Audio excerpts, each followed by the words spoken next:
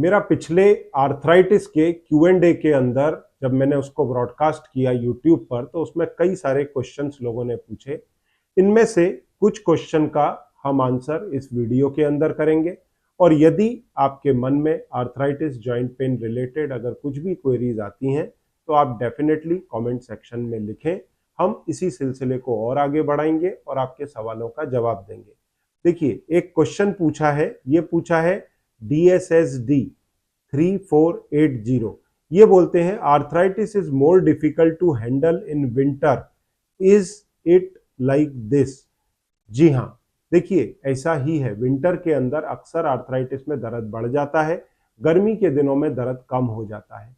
इसका exact reason pinpoint unknown है, परंतु जो इसके ऊपर हाइपोथेसिस है वो इस प्रकार से है कि जब ठंडक बढ़ती है तो बैरोमीट्रिक प्रेशर ड्रॉप होता है, मतलब एटमॉस्फेरिक प्रेशर ड्रॉप होता है, पर हमारी बॉडी का जो इंटरनल प्रेशर है वो सेम रहेगा।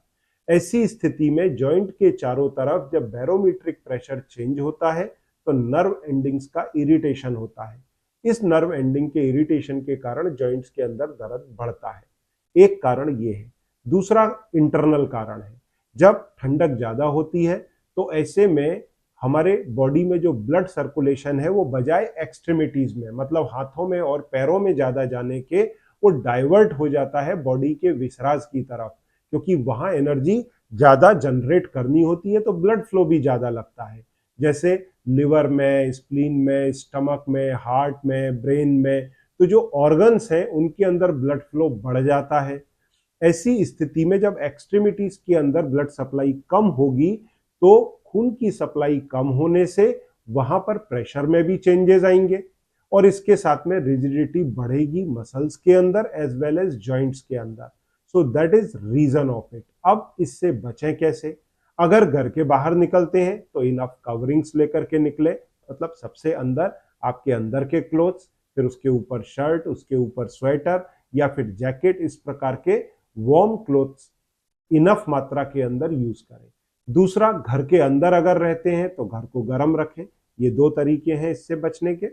इसके बाद में इन्होंने ही एक और क्वेश्चन डाला है कि do you provide online diet guidance program for small joints arthritis? जी हाँ, अगर रूमेटॉइड आर्थराइटिस है या किसी दूसरे प्रकार की इंफ्लामेटरी आर्थराइटिस जैसे एंकाइलोजिंग स्पॉन्डिलाइटिस या फिर इवन गाउट, SLE या फिर लुपस, किसी भी प्रकार की आर्थराइटिस हो या फिर सिंपल ऑस्टियोआर्थराइटिस हो, ऑनलाइन कंसल्टेशंस अवेलेबल हैं। आप मेरे असिस्टेंट से बात करके ऑनलाइन कंसल्टेशन रजिस्टर कर सकते हैं, और डाइट के ऊपर पूरा एक प्रोग्राम है 6 महीने का इंफ्लामेटरी आर्थराइटिस में।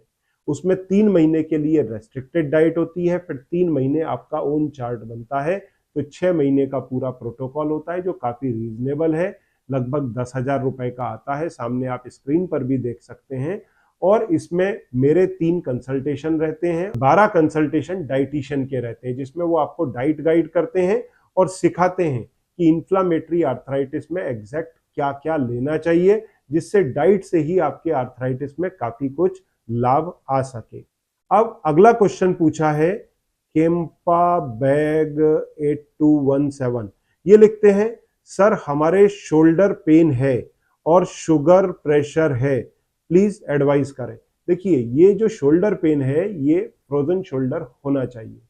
डायबिटीज के पेशेंट में फ्रोजन शोल्डर काफी अधिक रजिस्टर किया जाता है।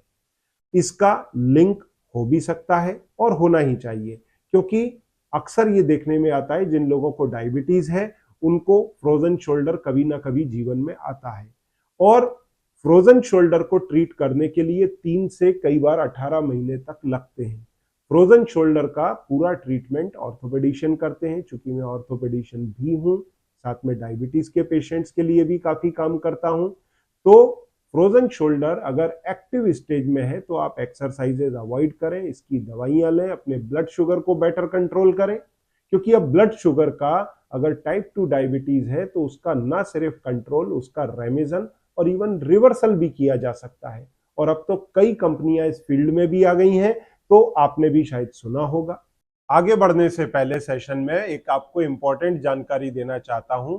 चूंकि होली का उत्सव आ रहा है तो ऐसे में होली के स्पेशल ऑफर्स इस समय चालू हैं और डायबिटीज हॉलीडे प्रोग्राम के अंदर ये कोर्सेज आपको लगभग 50% के ऊपर अवेलेबल है।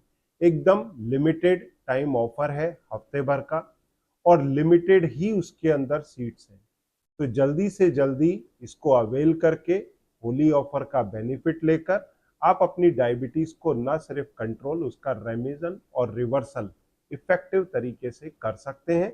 इसका लाभ उठाएं। और अगर आपका वजन ज्यादा है तो that also could be a reason of your BP.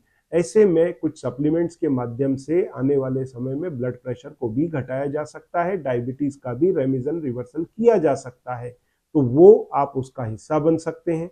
अब जहां तक सवाल रही फ्रोजन शोल्डर की, तो अगर एक्टिव फेज है तो उसमें एक्सरसाइजेज ना करें, दवाइयां लें और लोकल एप्लीकेशंस यूज करें।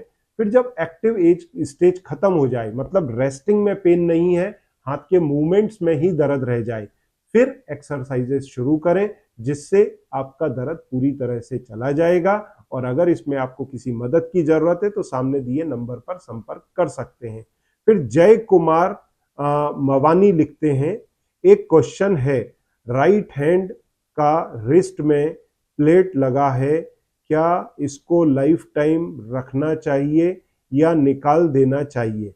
देखिए, यूजुअली अगर आपके हाथ की हड्डी टूटी है, जैसे रेडियस अल्ना, और उसमें आपने प्लेटिंग की है, क्योंकि प्लेटिंग के बिना वो यूनियन होता भी नहीं है, तो यूजुअली 1.5 या 2 साल के बाद में एडवाइस दी जाती है कि उस प्लेट को निकाल दें। क्योंकि अगर आप उस प्लेट को बहुत लंबे समय तक रखेंगे तो पॉसिबल है वो प्लेट कैलस के बहुत ज्यादा अंदर दब जाए।